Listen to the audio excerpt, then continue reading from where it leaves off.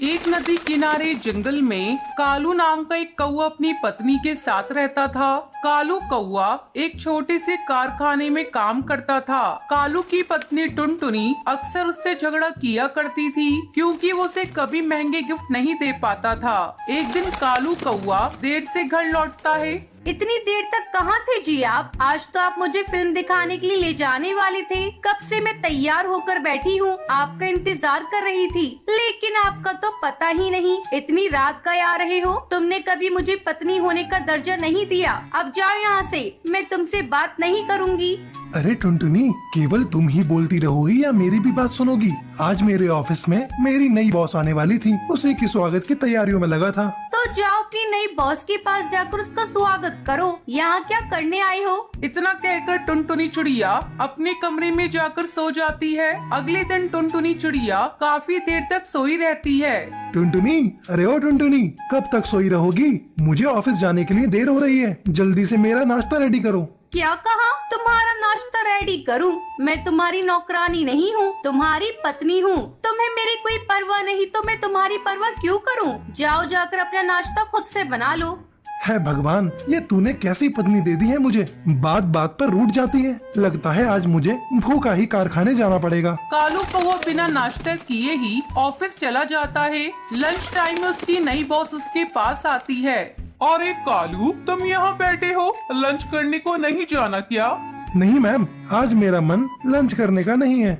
ऐसी क्या बात है? ऑफिस की कोई टेंशन है तो मुझे बताइए, मैं उसे दूर करने की कोशिश करूंगी।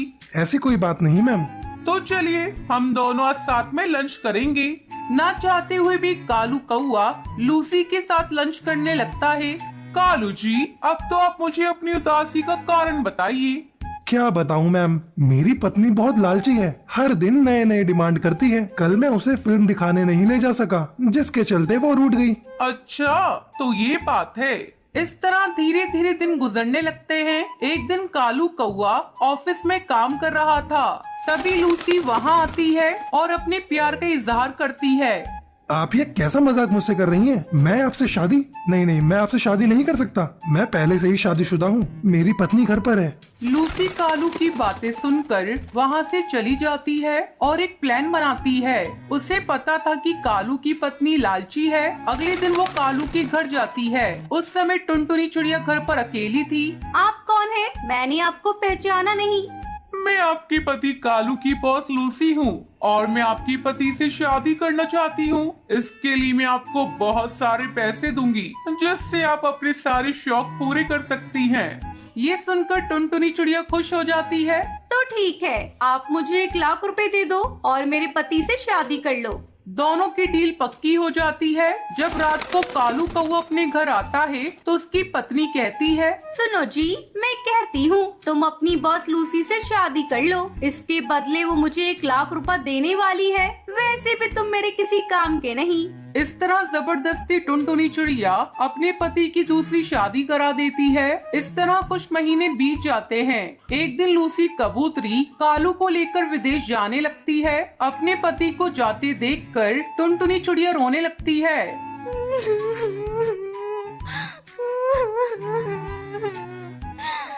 क्योंकि उसे अपनी गलती का एहसास हो चुका था। मुझे माफ कर दो कालू जी, मुझसे बहुत बड़ी गलती हो गई। तुम इस तरह मुझे छोड़कर मत जाओ, तुम्हारे बगैर मैं मर जाऊंगी। अब रोने से कोई फायदा नहीं टुनटुनी, तुम्हें तो पैसे चाहिए थे ना, तुम्हें मेरी कोई जरूरत नहीं। जाओ, इन रुपयों से अपने सारे शौक पूरे करो। अब मैं तुम्हारा पति नहीं, अब मैं लूसी का पति हूँ। कालू कौवा लूसी कबूतरी के साथ विदेश चला जाता है और टुनटुनी चिड़िया रोती रह जाती है।